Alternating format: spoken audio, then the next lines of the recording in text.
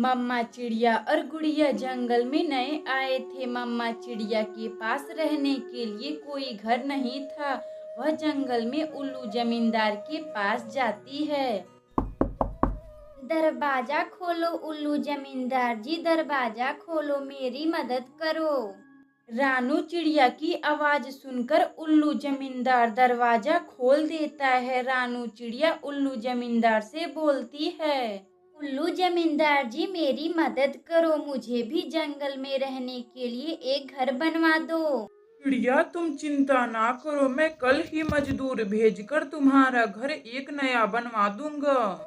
रानू चिड़िया उल्लू जमींदार को कुछ किराया एडवांस दे देती है और वापसी अपनी बेटी गुड़िया के पास आती है। मम्मा क्या हुआ? उल्लू जमींदार जी ने कुछ कहा, अपना घर कब बनेगा? गुड़िया बेटी, उल्लू जमींदार जी ने बोला है वह कल ही एक मजदूर भेजकर अपना घर बनवा देंगे। अपनी मम्मा रानू चिड़िया की बात सुनकर गुड़िया खुशी से झूमने लगती है। मम्मा जब अपना घर बन जाएगा तो मेरा भी दाखिला एक बड़े से स्कूल में करवा दीजिएगा, मेरी पढ़ाई भी छूट रही है। गुड़िया बेटी अब आप सो जाएं, काफी रात हो चुकी है। मैं कुछ दिनों बाद आपका एक बड़े से स्कूल में दाखिला करवा दूंगी। गुड़िया अपनी मम्मा का बात सुनकर सो जाती है। अगली सुबह उल्लू जमींदार एक कालू कौवा को मजदूर के तौर पर भेज देता है, जो एक नंबर का चोर कौवा था। रानू चिड़िया मुझे कहाँ घर बनाना है, मेरी मजदूरी काफी महंगी है। कालू भैया आप पैसे की चिंता ना करें, मेरे पास बहुत पैसा है, आप मेरा घर बना दें। फिर कालू कौवा अपनी मेहनत और लगन से एक खूबसूरत सा घर तैयार कर देता है, जिसे देखकर गुड़िया बहुत खुश होती है और रानू चिड़िया कालू कौवा को पैसे दे देती है, जिसे लेकर कालू कौवा अपने घर आता है। कालू जी आप इतने सारे पैसे कहाँ से लाए हैं? इतने पैसे तो मैं जिंदगी में कभी नहीं देखी हूँ। गोरी जी यह सारे पैसे जंगल में एक चिड़िया के घर से कमाया हूँ, उसी ने मुझे यह सारे पैसे दी है। कालू जी क्यों ना हम उस चिड़िए के सारे पैसे चुरा लेते हैं, जिससे हम खूब अमीर बन सकते हैं। गोरी जी हाँ जरूर, क्यों नहीं, आपने तो मेरी मन की बात छीन ली। मैं आज रात ही चिड़िया का सारा पैसा चुरा लाऊंगा। इसी तरह गोरी कवि और कालू कौवा बातें कर रहे थे। रात हो जाती है और कालू कौवा चिड़िया का पैसे चुराने निकल जाता है। रानू चिड़िया और गुड़िया गहरी नींद में सोई हुई थी। तभी कालू कौवा को चिड़िया का संदूक बक्सा दिखाई देता है, जिसमें सभी पैसे थे। जल्दी से मैं यह सारा पैसा चुरा लेता हूँ, वरना चिड़िया जग जाएगी। कालू कौवा आहिस्ता आहिस्ता बक्सा खोलकर सारे पैसे चुरा लेता है और उसे लेकर अपनी पत्नी गोरी कवि के पास आता है। अगली सुबह रानू चिड़िया अपने पैसे ना देखकर वह बहुत रोती है। मेरे सभी पैसे चोरी हो गए, अब मैं क्या करूंगी? मुझे तो कुछ समझ भी नहीं आ रहा है। रानू चिड़िया को इस तरह रोता देखकर बगल का राजू कबूतर रानू चिड़िया के पास आता है। चिड़िया बहन क्या हुआ, तुम ऐसे क्यों रो रही हो? कबूतर भैया मैं अभी जंगल में नहीं आई हूँ, मुझे जंगल के तौर तरीके नहीं पता है और मेरे सभी पैसे चोरी हो चुके हैं। चिड़िया तुम्हारा घर कौन से पक्षी ने बनाया है? कबूतर भैया मेरा घर बनाने एक कालू कौवा आया था। चिड़िया मुझे सब पता चल गया, तुम्हारे सभी पैसे कालू कौवा ने ले गया है। जमींदार और कालू कौवा आपस में मिले हुए हैं, लेकिन तुम चिंता ना करो, अब हम एक साथ समोसे बेचा करेंगे। तुम मेरे समोसे के दुकान पर चलो। कबूतर भैया आपका बहुत बहुत धन्यवाद, जो आपने मेरी मदद की है। उस दिन से रानू चिड़िया राजू कबूतर के दुकान पर काम कर कर अपनी बेटी गुड़िया के साथ खुशी खुशी रहने लगती है। अगर आपको यह कहानी अच्छी लगी तो वीडियो को लाइक करें और चैनल को सब्सक्राइब करें और बेल आइकन को दबाना ना भूलें। हमें कमेंट बॉक्स में बताएं कि हमारी कहानी आपको कैसी लगी।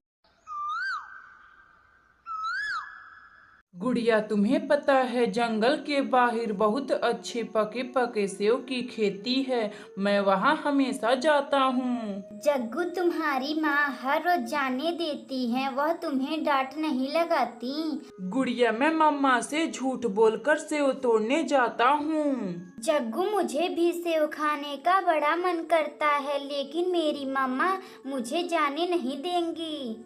गुड़िया, तुम अपनी मम्मा से झूठ बोल दो कि मैं नारियल पानी पीने जा रहा हूँ और फिर हम लोग सेव खाने जंगल के बाहर चलेंगे। जग्गू, यह सही नहीं है। मेरी मम्मा बोलती हैं कि कहीं घूमने जाओ तो बता कर जाओ, टाइम पर ना आने पर हम लोग तुम्हें ढूंढ सके।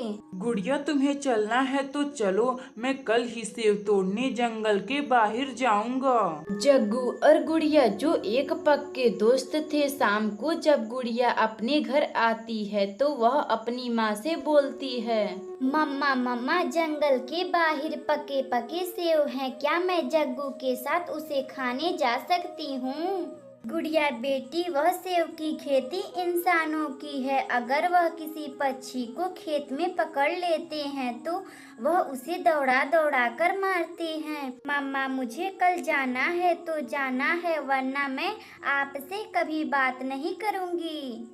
अगली सुबह मम्मा चिड़िया अपनी बेटी गुड़िया को खाने के लिए बोलती है, गुड़िया बेटी, खाना खा लो। गुड़िया अपनी माँ का बात सुनकर वह कुछ नहीं बोलती। अच्छा ठीक है गुड़िया, तुम जग्गू के साथ चली जाना, लेकिन शाम होने से पहले वापस चली आना।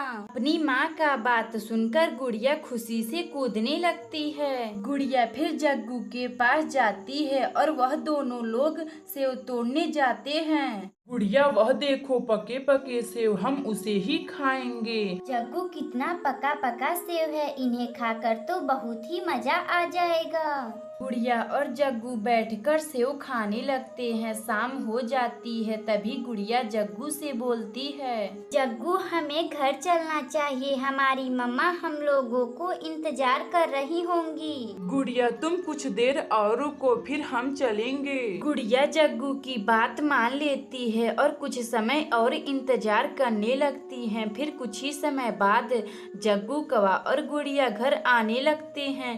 काफी रात हो चुकी थी। मम्मा चिड़िया और गोरी कवि को बच्चे की चिंता सताने लगती है। ना जाने कब सुधरेगा, जग्गू बोला था नारियल पानी पीने जा रहा हूँ, अभी तक आया नहीं। इधर रानू चिड़िया अपनी बेटी गुड़िया के बारे में सोचने लगती है, काश मैं गुड़िया को जग्गू के साथ ना भेजती, क्यों ना मैं गोरी कवि के पास चलती हूँ, कहीं गुड़िया उन्हीं के पास तो खेल नहीं रही होगी। मम्मा चिड़िया अपनी बेटी गुड़िया को ढूंढते हुए गोरी कवि के पास जाती है, लेकिन वहाँ भी गुड़िया नहीं होती है। गोरी कवि, आपने बच्चों को कहीं देखा है? नहीं रानू चिड़िया, मेरा बेटा जग्गू बोलकर गया था कि मैं नारियल पानी पीने जा रहा हूँ, लेकिन सुबह से रात हो गई, अभी तक जग्गू मेरे घर नहीं आया।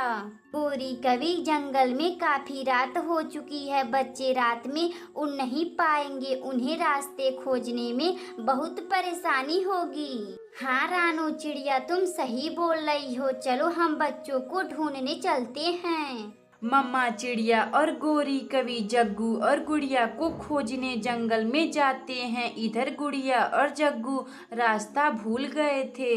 गोरी जी, वह देखिए बच्चे वहाँ पर बैठे हैं, जल्दी वहाँ पर चलिए। रानू चिड़िया और गोरी कवि बच्चे के पास जाते हैं। जग्गू, तुम कब झूठ बोलना बंद करोगे? मम्मा, अब मैं आपसे कभी नहीं झूठ बोलूंगा, मुझे माफ कर दो। गोरी कवि और रानू चिड़िया फिर अपने बच्चों के साथ घर आते हैं और खुशी खुशी रहने लगते हैं।